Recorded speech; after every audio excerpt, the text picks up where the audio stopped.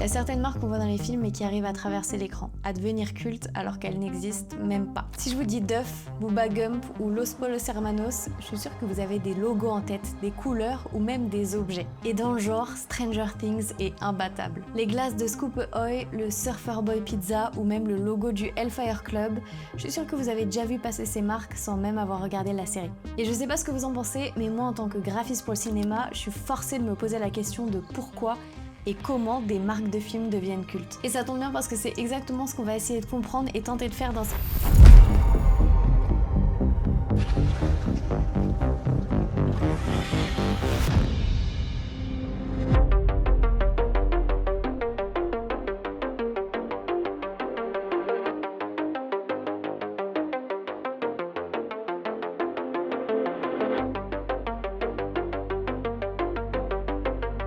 Pour commencer, je pense qu'une bonne marque de fiction, c'est d'abord une bonne idée narrative.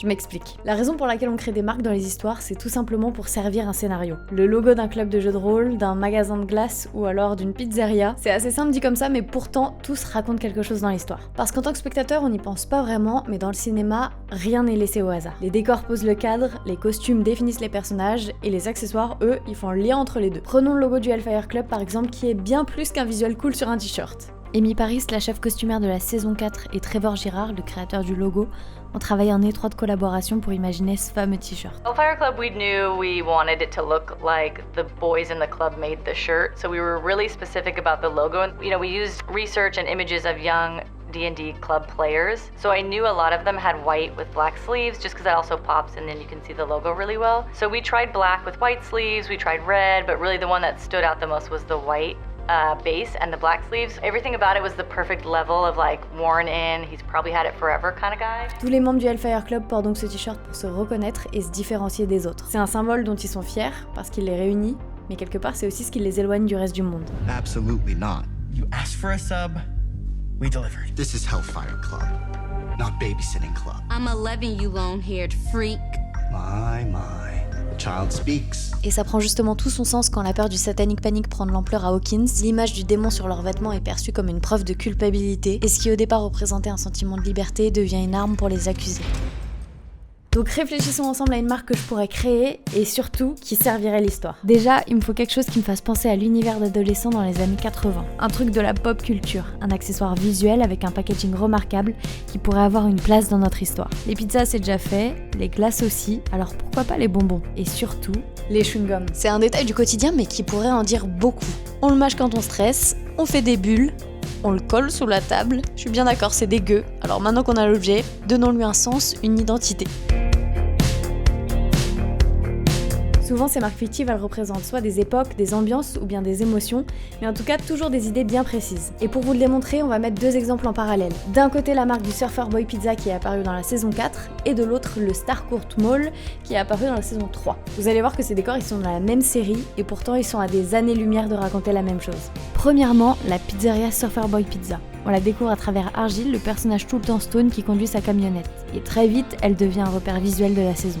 Le nom lui-même est parlant, ça combine à la fois l'univers kitsch et familier de la pizzeria de quartier américaine avec la culture surf californienne. Le boy rajoute ce côté naïf, décontracté, presque innocent. L'ensemble, ça donne une marque insouciante et solaire, un peu comme Argyle finalement. D'un autre côté, on a le Starcourt Mall, cet immense centre commercial qui représente l'Amérique de 1985 et son rêve consumériste. C'est un endroit qui se veut coloré, rempli de néons, et pourtant au sous-sol se cache un laboratoire soviétique et une brèche vers l'Upside Down. Tout ce que je vous raconte là, c'est pas cité ou à proprement explicité dans les dialogues, c'est vraiment ce qu'on comprend en regardant la série. Et pour ma propre création, je veux suivre cette logique. Si je choisis de créer une marque de chewing-gum, je veux qu'elle ait une vraie valeur symbolique. Je pense qu'il serait intéressant d'axer l'utilisation du chewing-gum sur le fait que dans cette saison 5, les enfants de Hawkins vivent dans un monde en guerre, dans lequel ils ont peur, ils se battent et perdent des proches. Et parfois on oublie presque que ce sont juste des ados. Ce chewing-gum, ce serait un petit rappel de ça, un objet du quotidien qui garde quelque chose de l'enfance, de la naïveté, du jeu et de l'humour. Au même titre que les gaufres égaux et Donjons et Dragons, ce sera des accroches à la vraie vie. J'ai imaginé 2 scènes pour cette nouvelle saison dans lesquelles notre accessoire pourra intervenir. Vous me direz ce que vous en pensez. La première, ce serait une scène d'exposition. Dans l'idée, elle servira juste à introduire la marque. Et la deuxième permettrait de lier notre marque à nos personnages.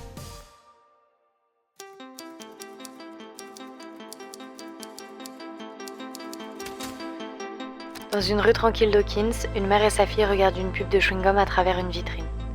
Dans ce spot publicitaire, des enfants font un concours de bulles de chewing-gum qui deviennent gigantesques, presque surnaturelles, et viennent s'éclater sur leur visage, accompagnées d'une voix off « Stickies, the gum that sticks with you ». Quand soudain un convoi militaire débarque à toute vitesse dans la rue et fonce en direction d'une épaisse fumée rouge au loin. Nous sommes dans une vieille camionnette bricolée par Steve, leur QG sur roue. À l'intérieur, c'est le chaos. Toki, lampes, plans griffonnés partout. Alors que Steve conduit tout stressé, la camionnette décide de rendre l'âme au pire moment. Le moteur tout saute, gémit, puis s'arrête net. Steve lève les yeux au ciel. Il sort du véhicule, Dustin le suit toujours en train de mâcher son chewing-gum comme si c'était sa manière à lui de garder son sang-froid. Steve ouvre le capot, une fumée blanche s'échappe. Il lâche un soupir.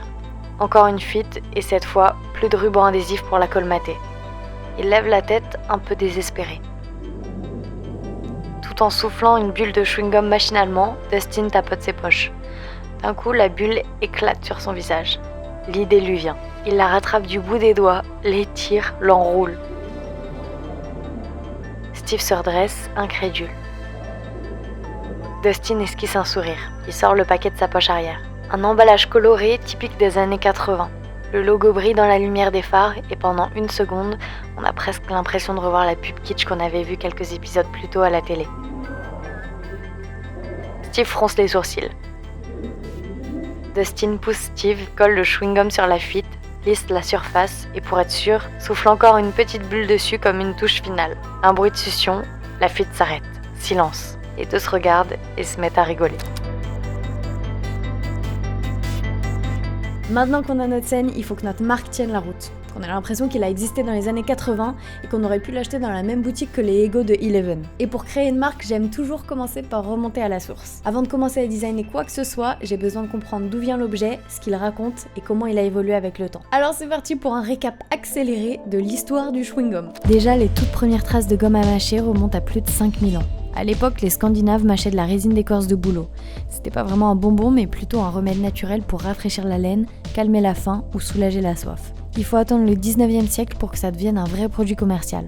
En 1848, un Américain, John B. Curtis, vend le premier chewing-gum industriel, à base de résine de sapin. Mais c'est qu'à partir des années 1920 qu'on voit arriver la vraie révolution, le bubble gum, celui qui permet de faire des bulles.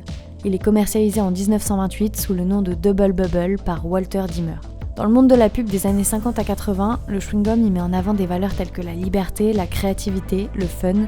Et ça, évidemment, le cinéma va s'en emparer dans des films comme Grease, Retour vers le futur ou même E.T. Et nous, ce qui nous intéresse, c'est les années 80, et ça tombe bien parce qu'on est en plein âge d'or du marketing coloré du bubblegum. Bazooka, Big League Chew, je sais pas comment on le dit. Big League Chew. Bazooka, Big League Chew, Bubble Tape et j'en passe, les marques n'ont jamais été autant nombreuses. Chacune a un univers graphique hyper identifiable et vous me connaissez, j'étais obligée de vous faire une analyse. Premièrement, les mascottes qui font des bulles, ce serait presque hors sujet de mettre autre chose, j'ai envie de vous dire. Ensuite, des typos très cartoon, assez goofy, arrondis et rebondis. Des slogans beaucoup trop positifs pour un bout de caoutchouc qu'on se met dans la bouche. Des couleurs en veux-tu, en voilà. Et des packaging...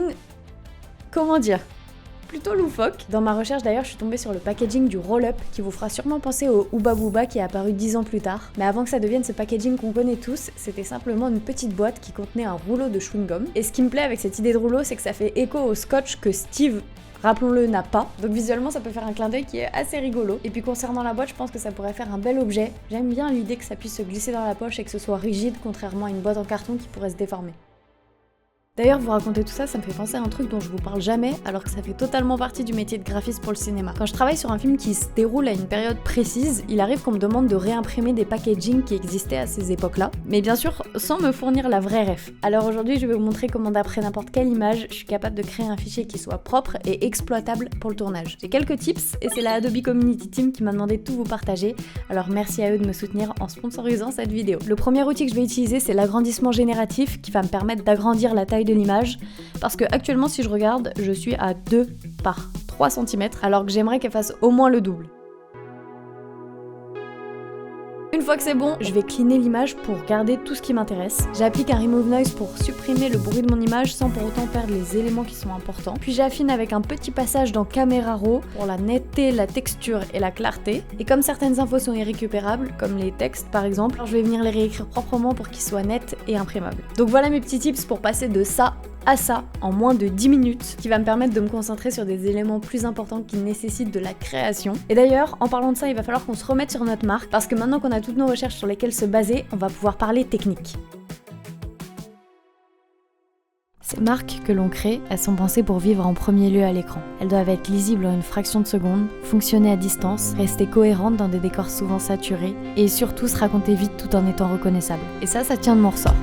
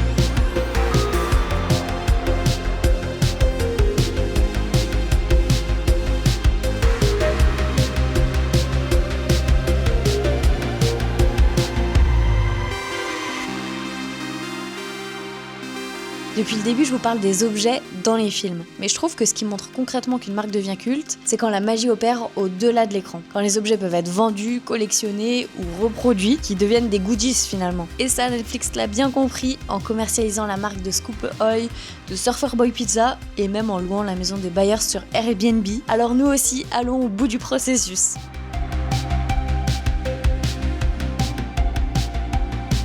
Je crois qu'on a grillé une étape importante avant ça. Faut ressortir l'ordi. Dans les années 80, le standard des impressions d'emballage plastique, film et étiquettes adhésives, c'était la flexographie. C'est un peu comme une imprimante à tampon rotatif. Chaque couleur a son propre rouleau en caoutchouc gravé, qui se couvre d'encre, puis vient tamponner le film ou le papier pendant que tout défile sur un cylindre. En tournant à grande vitesse, ces rouleaux impriment les couleurs les unes après les autres pour former l'image finale. Vous êtes en train de vous dire, mais pourquoi elle nous raconte tout ça, sachant que je suis pas imprimeur et que je compte pas avoir la machine dans mon décor derrière? Eh bien c'est pour tous les détails graphiques, la texture si vous préférez, parce que imprimer selon cette technique nous donne plein de petites subtilités, notamment avec une trame visible et des surimpressions qui peuvent être imparfaites, notamment des petits décalages entre les couches de couleurs, le cyan, le magenta, le jaune ou le noir. Je connais bien mes couleurs, ça va. Pour coller encore plus à la flexographie, on va venir séparer nos calques par couleur correspondante et on va venir intégrer un petit décalage pour que justement on ait cet effet de surimpression qui est imparfaite. J'aime bien aussi appliquer cet effet de dispersion pour avoir cette encre qui bave un petit peu. Je trouve que ça fonctionne à chaque fois. Et une fois qu'on a tous ces effets, je pense qu'on a un résultat qui est plutôt cohérent. Avant de vous montrer le résultat, n'hésitez pas à me laisser un petit commentaire, à vous abonner et à partager la vidéo si elle vous a plu, ça me soutient énormément. De mon côté, je vous souhaite une bonne saison 5 de Stranger Things, j'espère qu'elle va être cool. Dites-moi vos meilleures théories dans les commentaires, et nous on se retrouve dans 2 semaines pour une nouvelle vidéo. Ciao!